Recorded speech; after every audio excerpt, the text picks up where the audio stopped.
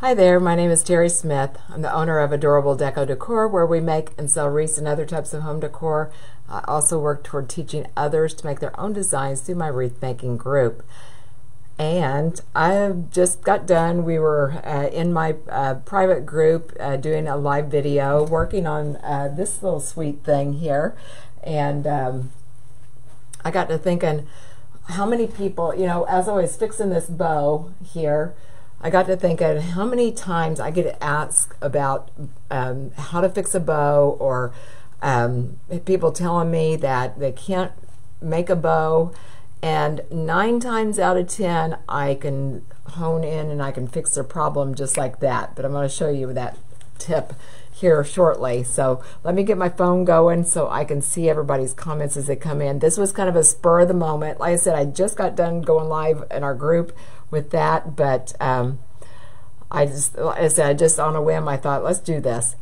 And I don't know, I've got all kinds of things popping up here on my screen, but not what I want to see. Hey Robin, how are you? And there's Era and Marilyn. Hello, hello. There's Lois.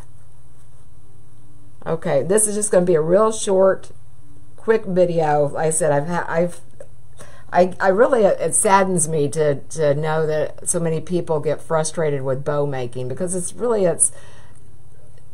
there's a learning curve. So there's that, but everybody can do it, okay? But I'm going to show you something I think that most people will benefit from a lot. But look at this bow here. What do you think about that? Would you be throwing that in the trash? I wouldn't.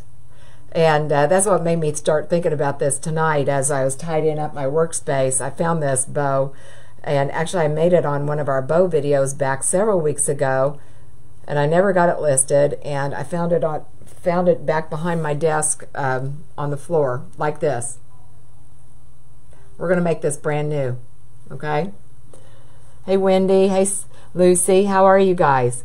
All right, so it gets down to this. You know, when I hear somebody say they can't make a bow, most times it's because you're not, number one, we're not patient, and number two, we're not fluffing it right, okay, or fluffing it enough, okay?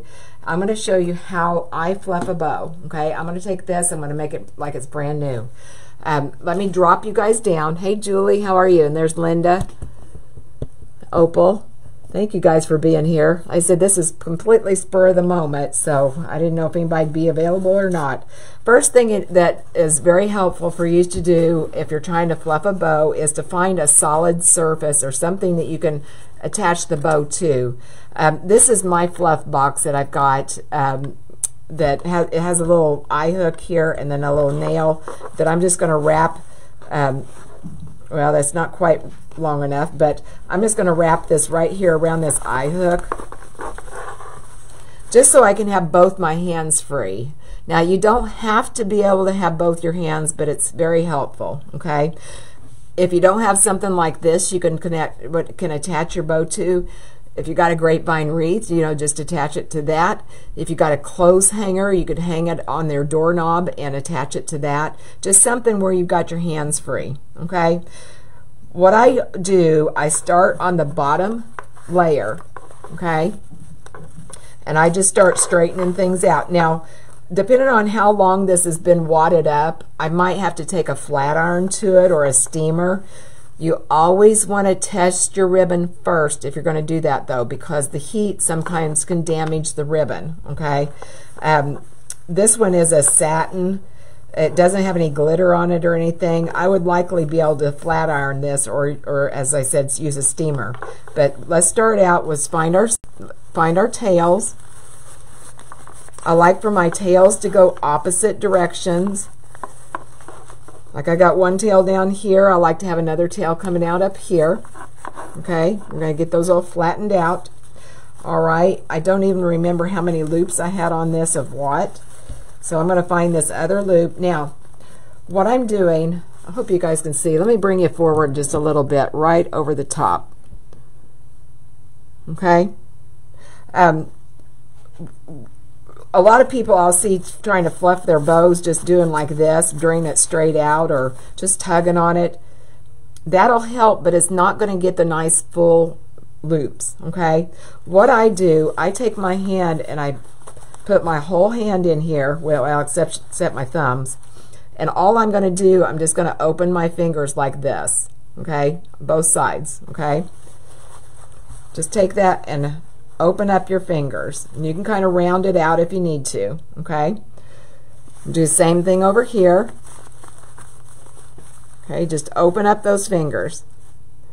All right, now let's go up to the next layer. I believe it's this candy ribbon here. We're going to find our tail. And there's, you know, I told you I'd put my tails opposite each other, more or less, okay?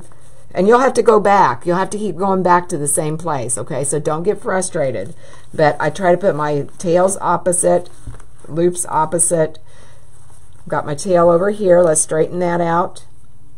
Find my other tail over here. Straighten that out. All right, now the loops. I don't know how many loops I've got of this. It looks like I've got the same number. So let's move this over a little bit. And again, I'm just going to put my fingers in there and just open my fingers. Okay, and you may have to come back to the same loop multiple times. Okay, don't get frustrated. Don't get impatient. Okay, just opening my fingers. That's all I'm doing. Okay. All right, let's go up another layer. Looks like we've got this satin ribbon here, this beautiful emerald green. Get our tails. Now let's find our loops. Straighten them out. Open them up. Find my other one. Open it up. Okay. Now we got this one. Go up there. Where's the other one? Got another tail I'm missing. Oh, it looks like it's over here. Okay. And like I said, you may have to go back to the same loop multiple times. Each time it should get a little better though. Okay. All right, let's open these guys up. Come over here, same thing. Open it up. Open up those fingers. Straighten this. Look how this is coming to life. And you saw what that started like. Okay. Fingers in there. Open them up. Straighten this out. All right, and I'm just going from the bottom layer on up.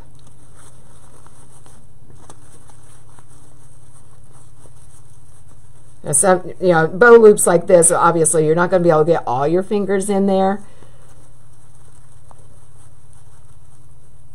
But just do what you can. Oh, Kathy, you'd like to see this type of bow made? Yeah, we made this bow actually a few weeks ago on my pro bow, on my Tuesday bow making. But we could do another. I love my pro bow, I have to say. I mean, there is a learning curve to them, but I love my pro bow. It just makes beautiful bows. But see how you saw what this bow started like, okay? And I'm still going to go around here. Before I would photograph this, I'm still going to be fussing it. You know, getting all my loops and all my tails arranged. Every time I touch one, I'm probably going to have to go back and touch another one. But as I said, I think most people get frustrated because they're just not taking their time and fluffing the bow properly or long enough. Okay? All right, so anybody have any questions? Actually, Beth, I've got a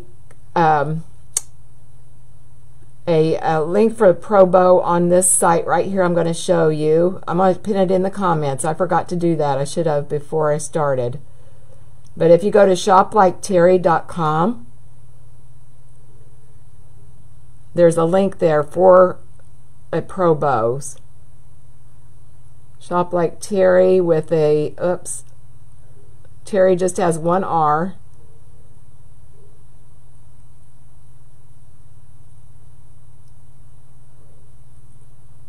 There we go. Oh, almost.